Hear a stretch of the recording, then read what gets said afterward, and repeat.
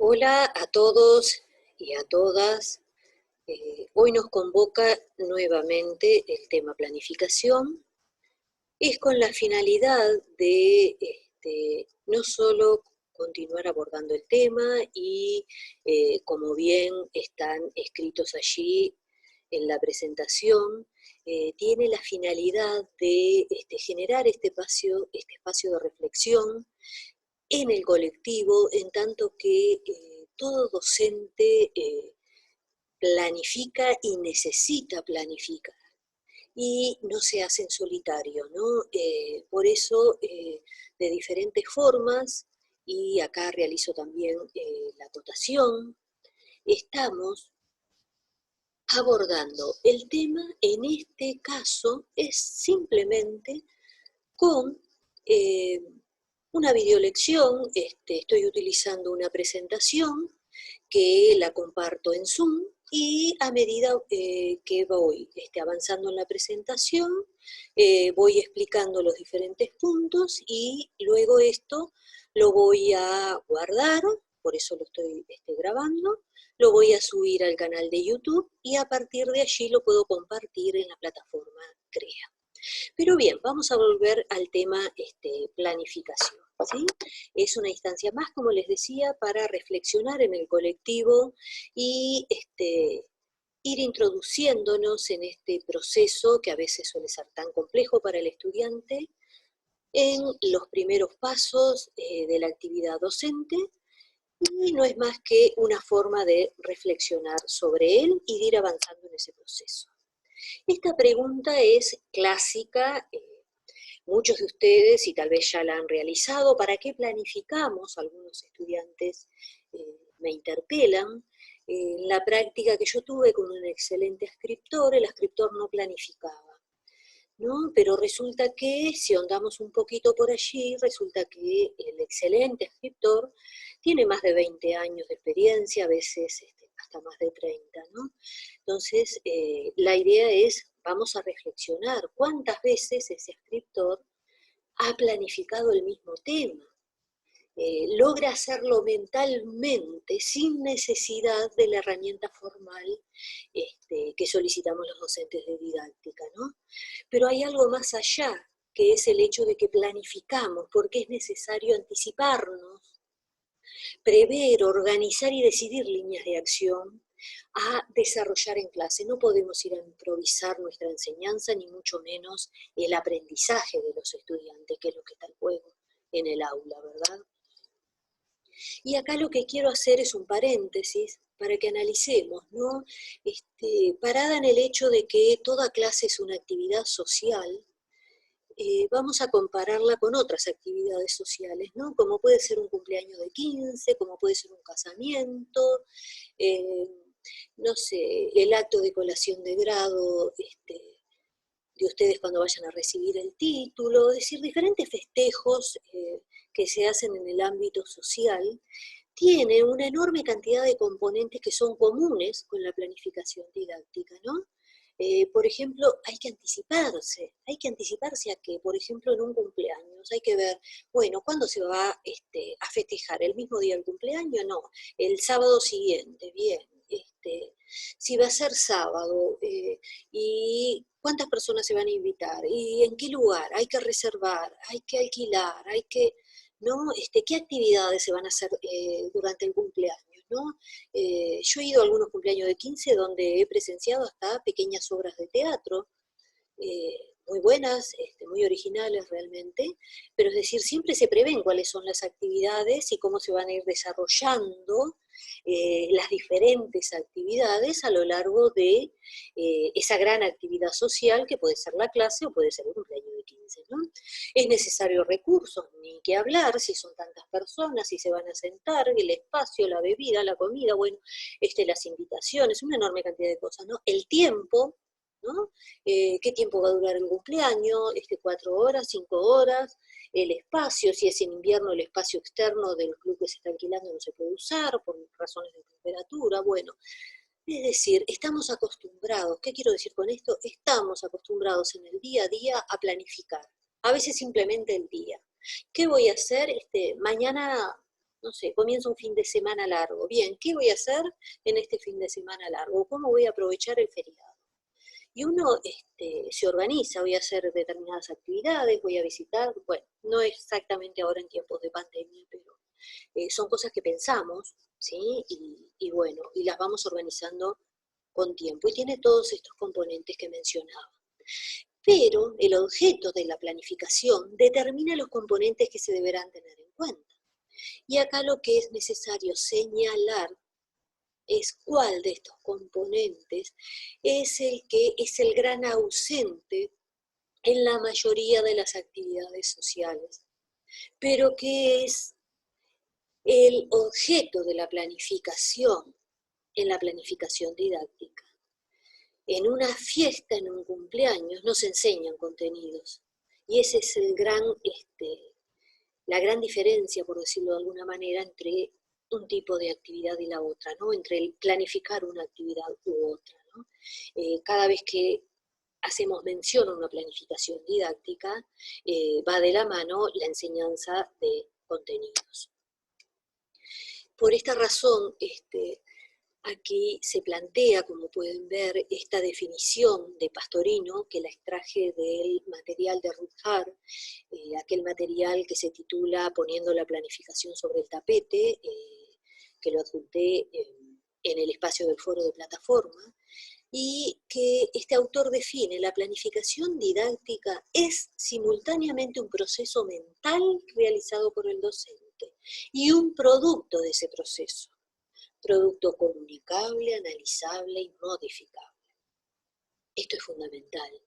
Cuando uno lee una planificación, ¿por qué dice comunicable? Pues yo tengo que ser capaz que a través de la lectura imaginarme en la clase lo que está sucediendo y lo que pretende hacer el docente. Puedo analizar también, ¿no? Cómo cada una de esas partes, esas etapas, de ese proceso que constituye la enseñanza, ¿no? Se va a ir dando, pero también hay que tener presente que no es algo estático la planificación, es modificable, ¿no? Tanto en el formato escrito como a veces en el momento en que se está implementando esa planificación en el aula, puede ser modificable, sin ningún problema. Y ¿por qué insistir en que ese proceso mental mediante el cual uno piensa y analiza y toma decisiones sobre lo que va a hacer en el aula para enseñar ciertos contenidos en todas sus dimensiones, ¿verdad? Conceptual, procedimental y actitudinal, es necesario escribirlo. Y es necesario escribirlo porque el pensamiento es muy dinámico, ¿sí? Fluyen las ideas como la lava en un volcán en erupción, y después es difícil hacer esa organización en el momento en que se está poniendo en práctica, que es en la clase. Y en cambio, cuando uno escribe, el lenguaje nos obliga a una cierta formalidad, a cumplir determinadas reglas y normas, que es lo que da lugar a un producto claro y comunicado.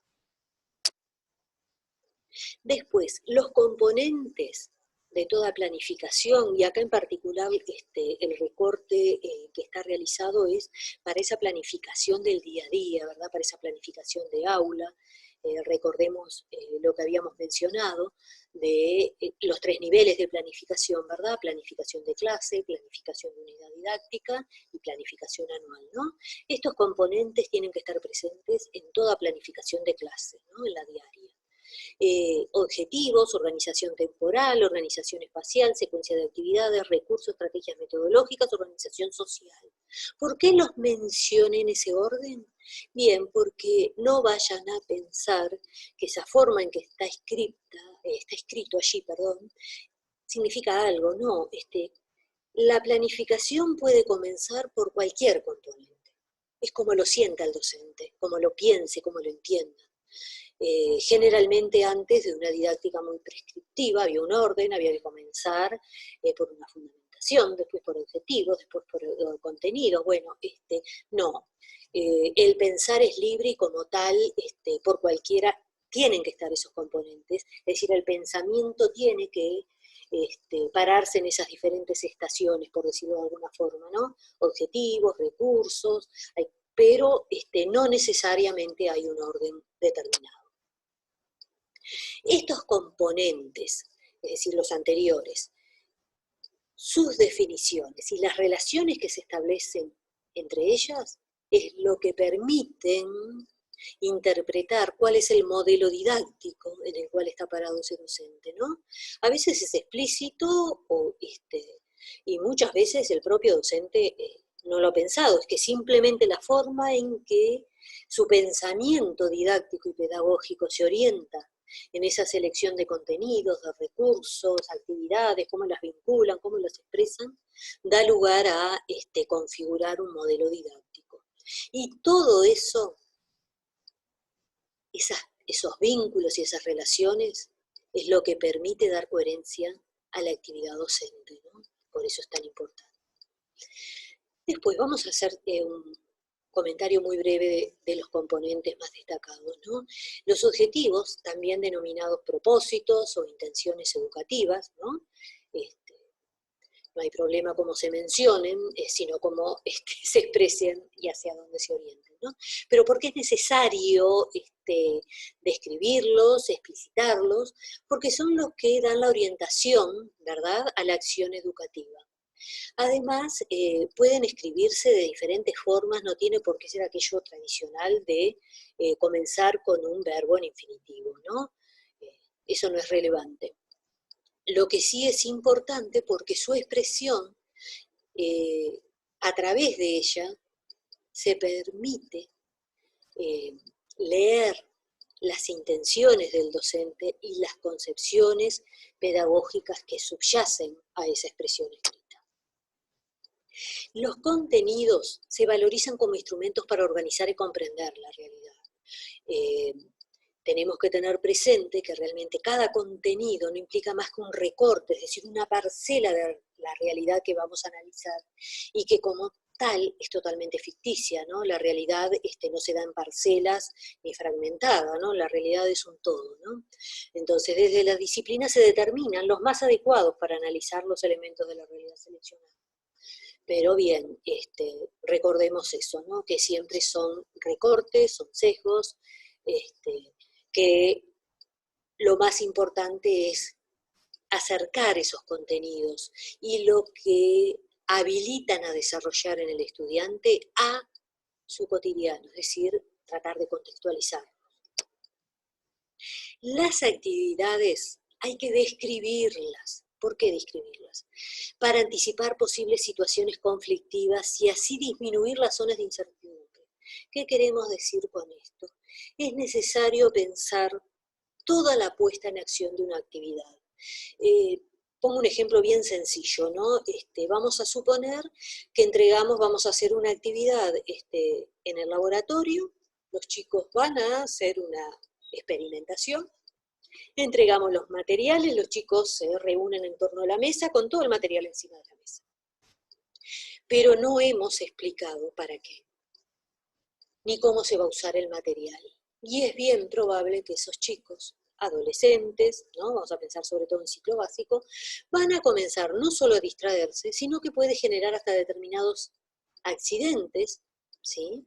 Porque no pensamos en que el material hay que entregarlo de acuerdo a la necesidad, sobre todo en ciclo básico, no podemos entregar todo el material de una vez, hay que primero presentarlo, hay que describirlo, hay que ir entregando a medida que se vaya necesitando para evitar justamente algún tipo de accidente. Lo que dice allí, disminuir las zonas de incertidumbre, lo que no sabemos que puede hacer el chico cuando, junto a otros colegas, se enfrentan a una situación diferente a lo que es el aula tradicional. Las actividades ponen de manifiesto la articulación de contenidos. Están pensadas en relación a la apropiación de ciertos saberes. Se estructuran siguiendo secuencias pertinentes.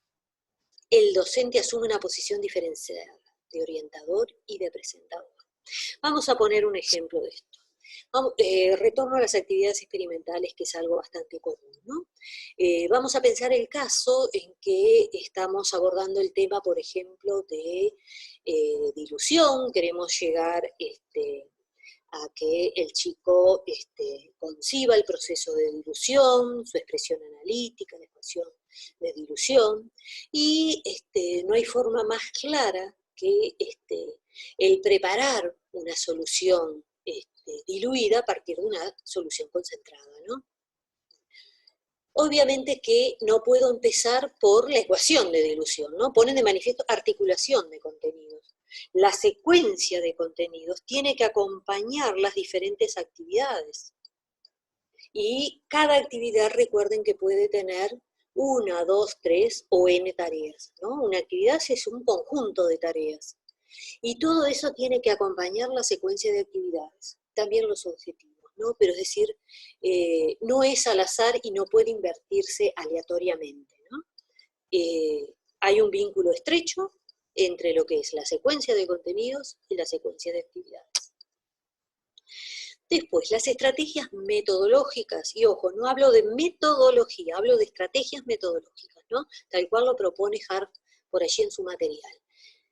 Son las portadoras de la intencionalidad pedagógica, dice la autora, ¿no? Y son los indicadores de las concepciones que subyacen. ¿Por qué? En la estrategia metodológica, ¿sí? Ustedes van a poner ese subtítulo, ¿y qué es lo que yo espero encontrar debajo de ese subtítulo?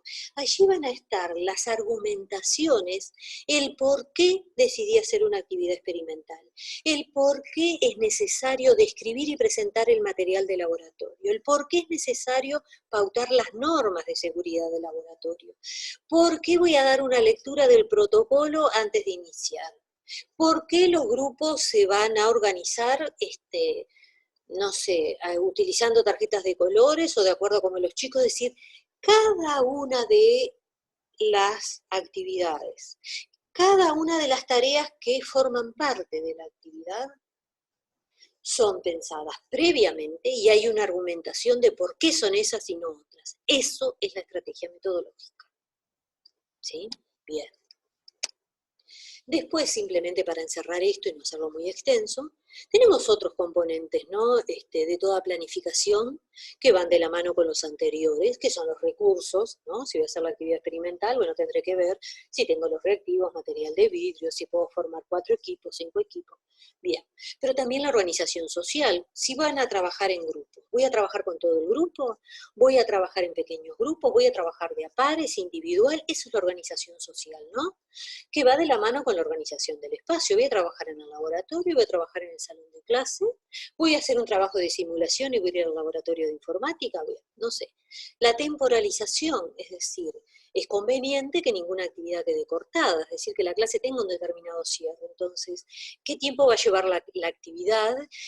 Voy a guardar 2 minutos, 3 minutos al final para hacer como tipo un cierre, un resumen, para plantear la actividad, para anunciar un poco cómo vamos a seguir, bien, no sé.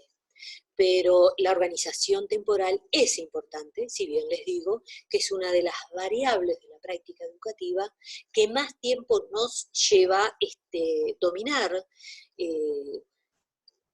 porque realmente la interacción genuina con el estudiante nos atrapa y es muy difícil decirles, bueno, hasta acá llegamos, ahora tenemos que pasar a otra cosa. No, uno es como embebido en la construcción social del aula y a veces nos cuesta muchísimo regular el tiempo. Creo que esto es un poco para argumentarme porque a mí me cuesta, ¿no? Con algunos añitos de trabajo que tengo me cuesta muchísimo regular el tiempo, ¿no? Generalmente sí, me atrapa mucho la interacción con los estudiantes y como que me voy por allí por las ramas, dirán ustedes. Bien, y separo instrumentos de evaluación solamente para hacer hincapié en lo siguiente. Desde una didáctica muy prescriptiva y normativa, y yo lo viví eso, yo tenía que planificar y poner siempre cómo iba a evaluar, ¿no? Toda clase tenía que ser evaluada. Y generalmente yo ponía, como muchas veces algunas planificaciones por allí guardan esa reminiscencia, ponen, tendré en cuenta los aportes y el tipo de preguntas. ¿Cómo lo tendrás en cuenta?